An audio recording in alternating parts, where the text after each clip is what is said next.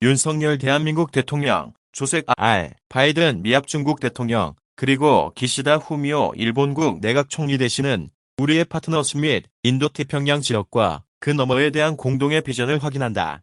우리의 파트너십은 공동의 가치, 상호 존중, 그리고 우리 3국가 지역, 세계의 번영을 증진하겠다는 단합된 약속의 토대에 기반해 있다. 앞으로 나아가는 과정에서 우리는 우리의 파트너십이 아래의 원칙에 따르게끔 하고자 한다. 한미일은 인도태평양 국가로서 국제법, 공동의 규범, 그리고 공동의 가치에 대한 존중을 바탕으로 자유롭고 열린 인도태평양을 계속해서 증진해 나갈 것이다. 우리는 힘에 의한 또는 강압에 의한 그 어떠한 일방적 현상 변경 시도에도 강력히 반대한다. 우리 3국 안보협력의 목적은 영내 평화와 안정을 촉진하고 증진하는 것이며 앞으로도 그러할 것이다. 우리의 역사 공약에는 아세안 중심성과 결속 그리고 아세안 주도 지역 구조에 대한 우리의 확고한 지지가 포함된다. 우리는 인도태평양에 대한 아세안의 관점의 이행과 주류화를 촉진하기 위해 아세안 파트너들과 긴밀히 협력할 것이다. 우리는 태평양도서국 및 영내 주도적 협의체인 태평양도서국 포럼과 태평양 방식에 따라 긴밀하게 협력해 나갈 것이다. 우리는 관련 유엔 안보리 결의에 따른 북한의 완전한 비핵화 공약을 함께 견지한다. 우리는 북한과의 전제 조건 없는 대화에 대한 입장을 지속 견지한다. 우리는 납북자, 억류자 및 미송환국군 포로 문제의 즉각적인 해결을 포함한 인권 및 인도적 사안 해결을 추진할 것이다. 우리는 자유롭고 평화로운 통일, 한반도를 지지한다. 우리는 국제사회의 안보와 번영의 필수 요소로서 대만 해협에서의 평화와 안정의 중요성을 재확인한다. 대만에 대한 우리의 기본 입장에 변화가 없음을 인식하며 양안 문제의 평화적 해결을 촉구한다. 선도적인 글로벌 경제로서 우리는 금융안정뿐 아니라 질서 있고 잘 작동하는 금융시장을 촉진하는 개방적이고 공정한 경제 관행을 통해 우리의 국민들, 지역 및 전 세계를 위한 지속적인 기회와 번영을 추구한다. 상호 신뢰, 신익 및 관련 국제법과 표준에 대한 존중에 기반하여 우리가 개방적이고 접근 가능하며 안전한 기술 접근법을 위해 협력해 나감에 따라 우리의 기술 협력은 인도태평양의 활기와 역동성에 기여할 것이다. 우리는 우리 3국 간 및 국제기구 내에서 핵심 신흥기술의 개발, 이용 및 이전을 지도하기 위한 표준 관행과 기범의 발전을 모색할 것이다. 우리 3국은 기후변화 대응을 위해 협력하기로 하고 관련 국제기구, 협의체를 통해 리더십을 발휘하고 해결책을 제시하기 위해 협력할 것이다. 우리는 전지구적 이슈와 불안정의 근본 원인을 함께 해결하기 위해 개발과 인도적 대응 협력을 강화해 나갈 것이다. 우리는 유엔 헌장의 원칙, 특히 주권, 영토 보전, 분쟁의 평화적 해결과 무력 사용에 관한 원칙을 수호한다는 공약에 있어 흔들리지 않는다. 어느 한 곳에서든 이러한 원칙이 왜곡받을 경우 모든 것에서 그 원칙에 대한 존중이 훼손된다. 책임감 있는 국가 행위자로서 우리는 모두가 번영할 수 있도록 법치의 증진 및 영내 및 국제안보 보장을 모색한다. 우리 3국은 핵시 확산조약 당사국으로서 비확산에 대한 우리의 공약을 지킬 것을 서약한다. 우리는 핵무기 없는 세계 달성이 국제사회의 공통된 목표라는 점을 재확인하며 핵무기가 다시는 사용되지 않도록 모든 노력을 기울여 나갈 것이다. 우리 3국은 우리의 사회가 강력한 만큼만 강하다. 우리는 여성의 완전하고 의미 있는 사회 참여 증진과 모두의 인권과 존엄에 대한 우리의 의지를 재확인한다. 이러한 공동의 원칙들이 향후 수년간 계속해서 우리의 3국 파트너십을 이끌어갈 것이라는 믿음으로 우리가 함께할 새로운 장의 시작의 일을 발표한다. 무엇보다 우리는 대한민국, 미국, 일본이 하나가 될 때 더 강하며 인도태평양 지역이 더 강하다는 것을 인식한다. 안녕하십니까. 레지스탕스 정광용입니다. 여러분은 이 사진, 이거 굉장히 유명한 사진입니다. 안와르 사다트 이집트 대통령하고 메나헴 베긴 이스라엘 총리하고 서로 이 국가들은 전쟁을 치던 그런 국가였습니다. 중동 전쟁하면 이스라엘과 아랍 국가, 특히 이집트가 주축이 됐고 핵심이 됐죠. 그 당시 이집트는 국력이 강했습니다. 그래가지고 몇 차례 깨지기도 하고 또 이기기도 하고 계속 전쟁을 아예 상식으로 여기던 이스라엘과 이집트. 지금은요, 평화협정 맺었습니다. 이거는 종교적으로 보면 유대교와 이슬람교가 손을 잡았다, 이렇게 해석할 수도 있습니다. 이건 기적 같은 일이죠. 지금의 사우디하고 이스라엘은 국교 정상화 수준으로 가고 있습니다. 그때 씨가 뿌려집니다. 이게 어디냐? 바로 캠프 데이비드입니다. 캠프 데이비드 하면 대통령 별장 이렇게 이야기할 수도 있고 그렇게 이해할 수도 있습니다. 그런데 이 캠프 데이비드의 역사와 오늘 있었던 윤석열 대통령, 바이든, 기시다 총리의 이 삼국 합작, 즉 악수하는 장면, 이것을 보면은 이야기가 떠오를 수밖에 없습니다. 캠프 데이비드의 대격변의 역사를 확 돌리는 그런 역사. 이집트와 이스라엘은, 또는 이스라엘과 이집트는 앙숙이 아니라 종교적으로도 서로 죽여야 되는 그런 국가입니다. 그런 전쟁 국가가 캠프 데이비드에서 만난 후 평화협정을 맺었습니다. 한국과 일본 역시 역사적으로 앙숙입니다. 이제 우리가 일본을 이겼다, 극일했다, 성공했다, 이런 자평도 할 수 있지만 어쨌든 역사적으로는 잘 어울릴 수가 없는 물과 기름 같은 존재였는데, 그러나 이집트와 이스라엘보다는 덜 극적입니다. 왜냐, 그 이전에 한국과 일본은 국교 정상화를 했었기 때문에 그 덕에 우리나라 고속도로가 뚫렸고 포항제철이 들었었고, 그건 역사적으로 다 아는 것이고, 이런 상황 속에서 한국과 일본이 역사적 앙숙 관계를 청산하고 시너지를 발휘할 수 있는 획기적인 삼국 체제가 이루어졌습니다. 시스템이죠. 그런데 여기서 가만 보면은 한일 관계의 주도권이 한국으로 넘어오고 있다. 지금까지 보면은 일본과 한국과 일본이 만나면은 일본이 자꾸 깐족거리서 되는데, 우리가 대응할 수 있는 거로는 일본 그러지 마, 역사 왜곡하지 마, 이거 소리치는 거 말고 대응책이 있었나요? 그렇다고 전쟁치고 F-35 몰고 쳐들어갑니까? 그러니까 전쟁을 치지 않는 한 일본이 깐족거리 버리면 우리는 허풍선이 같은 거죠. 구호만 외쳤습니다. 그런데 한미일 이렇게 엮여버리면 역사적 주도권이 누구한테로 갈까요? 즉 미국이 함께 참여하는 삼국 관계를 만들어버리면 기존의 한일 관계와는 달라지는 겁니다. 바이든 눈치 안 볼 수 있나요? 일본이 제일 눈치 보는 나라가 어디입니까? 일본이 중국 눈치 봅니까? 러시아 눈치 봅니까? 일본은 미국 하면은 꼼짝 못합니다. 미국을 끌어들여 와가지고, 미국을 엮어넣어가지고 일본을 트레이드하면은 일본이 약화되고 한국 발언권은 세질 수밖에 없습니다. 그래서 지금부터, 오늘 이 시간부터 한일 관계의 주도권은 한국으로 온다. 이것은 기정사실화 되는 겁니다. 미국이 낑겨버리면 일본이 큰 소리를 못 치니까, 더 이상 깐족거리지 못하니까. 윤석열 대통령 정부와 기시다 후미오 일본 총리 정부는 그런 과거의 관계를 어느 정도 다 청산했다고 하지만, 그래도 기저에 깔려있는 분위기는 깐족거림이죠. 그런데 그것이 미국이 참여해버리면 그게 가능해요? 일본은 미국 눈치 보느라고 역사적으로도 2차 대전 때 한번 오지게 터지고 나서 그 다음부터는 미국이 뭐라 하면 꼼짝도 못하는 그런 관계죠. 한일 관계에서 미국을 끌어들였다. 그래서 미국을 끌어들임으로써 우리가 심리 중에 있는 저 괘씸한 깐족거림을 한방에 해결했다. 이렇게 볼 수가 있는 거예요. 지금 그런 분석들이 전문가들 사이에서도 나오고 있는데, 아랍 이스라엘 분쟁은요, 그 역사가 굉장히 깊습니다. 요거 잠시 보고 넘어갈게요. 아랍 이스라엘 이 지역 분쟁은 1948년도 우리가 정부를 수립할 때, 그때 이스라엘도 건국했습니다. 정부 체계를 갖춘 역사를 보면 같아요. 1948년도. 그렇게 건국을 하면서 이스라엘은 주변을 계속 이 영토 확장 정책을 펴니다. 그렇다고 해서 왕창 따먹고 들어가고 이런 거는 별로 없지만은, 어쨌든 간에 거기에서 대항마로 떠오른 것이 그 당시 중동 최강국이었던 이집트였습니다.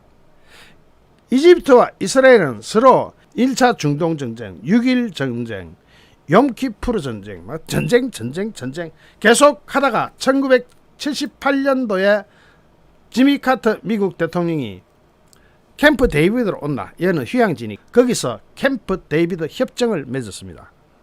이 캠프 데이비드 협정에 참여한 사람이 바로 안와르 사다트 이집트 대통령과 메나헴 베긴 이스라엘 총리, 두 개의 협정이 맺어졌는데 백악관에서 조연되었고 지미 카터 미국 대통령에 의해서 중재가 된 거죠.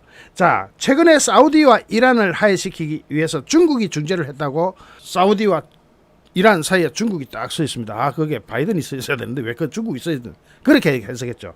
그런데 그 이후로 사우디와 이란의 관계는 아직도 서로를 믿지 못하는 관계로 더 발전해요. 왜 그러냐? 중재를 쓴 나라 중국이 거기에서 중재라는 것의 파워가 있느냐 이 문제에 직면한 겁니다. 중재를 썼으면 힘이 있어야 한쪽이 말 안 들으면 끙 할 수 있어야 되는데 중국이 그 중동 지역에 끙 할 수 있나요? 석유 눈치 보느라고 중국은 석유 없으면 당장 망하는 나라니까 석유 때문에 눈치 보느라고 못한 뿐만 아니라 중국이 무슨 항공모함이 있어서 거기다 항공모함 배치하고 그걸 중재할 능력을 과시할 수가 있겠습니까? 미국은 그게 가능해요. 중재라는 것도 파워, 즉 힘이 있어야 되는 겁니다. 그래서 최근 사우디가 이란 중재했다 그러죠. 중국이 무슨 힘이 있어요? 정치적 힘이 있습니까? 아니면 기술적으로 능력이 있습니까? 아니면 돈이 많습니까? 아니면 돈은 미국하고 한번 붙어버리면 뭐 금융전쟁 벌어지면 중국 그날로 맛이 가는 거고. 그 다음에 군사력 파워로 볼 때는 미국의 국방비는 1위부터 11위까지를 다 합친 것보다 미국의 국방비가 많습니다. 2위부터 11위까지. 그런 파워를 가지고 있죠. 그래서 미국의 중재는 힘이 있고 결국은 사다트 이집트 대통령하고 백인 이스라엘 총리가 미국이 그렇게 중재를 써버리니까 미국의 중재는 믿을 수가 있다 이렇게 된 거예요. 그래야 그때부터 전쟁이 끝나고 지금 이집트하고 이스라엘은 서로 가스와 석유로 협조 관계로 가 있는 건 다 아시죠? 이집트와 이스라엘은 전쟁 벌써 졸업했습니다. 다만 팔레스타인 문제로 좀 갈등이 있는 건 맞고 사우디는 왜 이스라엘하고 지금 갑자기 뭐 역사적으로 친해졌을까요? 사우디 역시도 이집트하고 이스라엘하고 이 불어오는 훈풍에 젖어버린 겁니다. 이란 혼자서 안돼 하면서 개입하고 있지만 사우디는 이미 이란하고 정책 방향을 달리하고 있습니다. 친 이스라엘 국가로 분류되어 있습니다. 현재도. 그것을 이끌어낸 게 바로 캠프 데이비드 협정입니다. 이게 1978년도에 일어났고 그 다음에 이제 그 이후로 뭐 오슬로 협정이다 뭐 협정이다 해가지고 점점 발전을 해왔죠. 자, 지금 캠프 데이비드에서 우리나라가 지금 이런 이야기를 했다는 것은 평화조약은 일본하고 평화조약은 애초에 국교 정상화 할 때 뭐 다 끝난 문제이기 때문에 더 들어갈 필요는 없습니다. 거기에 대해서 우리가 드디어 대일 대화 여기에서 주도권을 쥐게 됐다. 이것은 굉장히 큰 엄청난 의미가 있습니다. 기시다는 안 그러지만 기시다는 좀 덜 하지만 깐족거림으로부터 이제는 탈출했다는 겁니다. 한미 1위 공동 체제를 갖춤으로써 미국 대통령 별장인 캠프 데이비드에서 열린 이 역사를 현대사를 공부하신 분들은 다 아실 것이고 이 역사적 의미를 가지고 있는 캠프 데이비드에서 열린 한미일 정상회의에 대해서 외교 안보 전문가들의 평가는 어떠냐? 미국과 일본이 동맹을 맺은 것은 1951년도입니다. 한국과 미국이 동맹을 맺은 것은 1953년이에요. 한국과 미국은 원래 동맹을 미국이 안 하려고 했어요.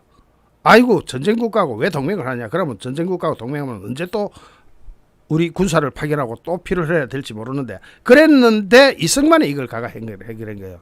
이승만 대통령이 외교 천재 중에 천재입니다. 김일성과 이승만 이래 대비해버리면 이거는 뭐 완전히 평가가 딱 나오는 거죠.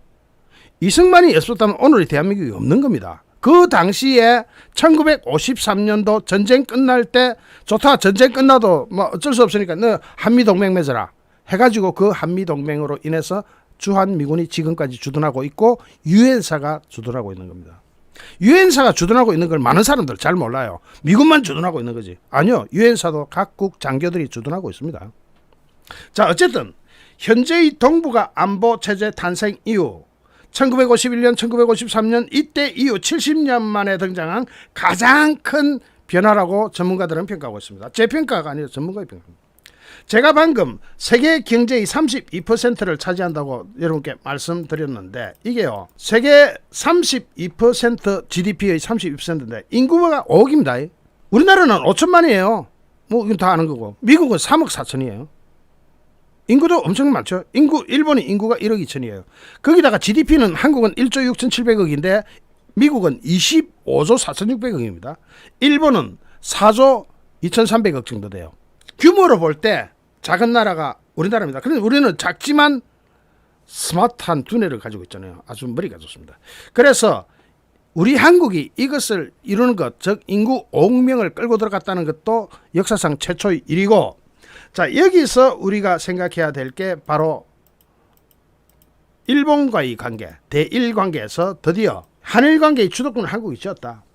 세계 경제의 32%를 차지하는 삼국 정상이 매년 정기적으로 만나서 군사, 외교부터 반도체 공급, 배터리 등 첨단 산업, 의료까지, 암 정보까지 논의하는 강력한 경제 안보 블록이 탄생했다는 의미. 여기에서 북한의 핵 문제 공동 위협에 직면해 왔고, 안보와 경제에서는 서로 의존하면서도 전쟁과 식민 지배 역사 등으로 복잡했던 삼국 관계가 퀀텀 점프를 해가지고 시프트하는 겁니다. 과거에 매달려 와가지고 서로가 시간만 나면 쥐어뜯고 물고 뜯고 하다가 미국이 다 큰형님이 개입하는 거죠. 큰형님이 더 개입해가지고 이제 그만해. 기시다 보고도 너 그만 좀 해라. 그러면 우리 발언권은 자동적으로 지금보다는 훨씬 딱 넘어가는 거죠. 그래 새로운 역사적 단계에 들어갔다 하는 것이 전문가들의 시각입니다. 이게 큰 거예요. 천영우 전 청와대 국가안보수석은 다자회의가 아니라, 다자회의에서 여러 나라 만나는 데서 한일 만나고 한미 만나고 한미 만난 거랑 다르다. 한미일 정상이 별도로 다자회의가 아닌 딱 콕 집어서 별도로 모여가 회의를 하는 것 자체적으로 처음이고 역사적으로 최초고 그 의미가 크다. 삼국 결속 없이는 한국의 대북 정책도 미국의 아시아 정책도 성공하기가 어렵다. 절박한 필요성에도 한미일 협력은 그동안 각국의 자기 나라 내 국내 정치 때문에, 특히 한국은 한국대로 대통령이 당선되면은 칠판이 뭐니 하는 저런 속속들 때문에 복잡해갖고, 일본은 일본대로 자기네 국민 지지율 생각하면은 신사에 참배하지 않을 수도 없고 눈 때리고 골 때리는 그런 상황에서 각국의 국내 정치 때문에 이루어지지 못한 것이 수십 년 만에 한 번 있을까 말까 한 기회가 드디어 왔다라고 천영우 전 청와대 외교안보 수석이 이야기합니다. 위성락 전 러시아 대사는 미국이 수십 년 동안이나 추구해온 한미일 공조 체계를 체계화한다는 점에서 윤석열 대통령이 미국 국빈 방문 못지않은 외교적 전환점을 이루었다고 이야기합니다. 삼국 협력의 약한 고리였던 한일 관계를 한국이 주도권을 가지고 풀어냄으로써 미국 정계에서 한국에 대한 불신을 해소하고 한국의 국제적 지위가 높아졌다. 이렇게 위성락 전 러시아 대사는 뭐냐? 이것을 이뤄낸 사람이 주도권을 누가 가지고 있었느냐? 윤석열 대통령. 윤석열 대통령은 어떻게든 간에 자 유엔사를 확대하겠다. 문재인은 유엔사를 쪼그라들이겠다. 심지어는 독일과 덴마크 오지도 마라 하고 어떻게든 유엔 전력 제공국을 축소하려고 했고, 그것은 김정은이 원하는 바 그대로였고, 북한 유엔 대사가 공개적으로 얘기했죠. 유엔사는 괴물 같은 존재다. 당장 없애야 된다 하니까 문재인이가 화들짝 놀라가지고 덴마크도 오지마, 독일도 오지마, 어쨌든 오지마, 축소해야 돼 유엔사를 하다가 이제는 확대 전략으로 전 세계 다 와라 참여해가지고 국제 공조를 통해서 군사적으로도 군사적이고 경제적으로도 우리가 일단 잘 먹고 잘 살아야 모든 것이 해결되는 거 아닙니까? 그렇게 해가지고 이번에 한국의 국제적 지위가 높아졌고, 그것을 우리가 리드함으로써, 윤석열 대통령이 리드함으로써 달라졌다. 지금 전문가들은 특히 삼국 정상이 연 1회 만나기로 한 것에 대해서 삼국 정상의 강한 의지로 관계가 제도화되면서, 이게 중요해요. 관계가 어떻게 됐다? 형용사적인 관계, 무형의 관계가 아니라 눈에 보이는 시스템화, 제도화되었다. 여기서 제도화가 되면은 그동안 얼굴 보고 헬로 굿바이 이렇게 하는 거랑 달라지게 제도화되면서 안정화를 이룬다는 겁니다. 냉전 시기에 자유진영 대 공산진영이라는 구도와 미국의 조정 속에서 유지되었던 한미일 관계는 미국이 원하는 게 있다 칩시다. 그럼 한국 설득하고 미국 일본 설득하고, 한국 어떤 데 말 안 듣고 미국 일본도 어떤 데 말 안 듣고 하는 거 딱 묶어놔보면 그런 게 없습니다. 그 묶은 게 누구다? 바이든도 바이든이지만 윤석열 대통령이 해서. 왜? 윤석열 대통령의 기조가 세계로 간다. 넓게 간다는 거예요.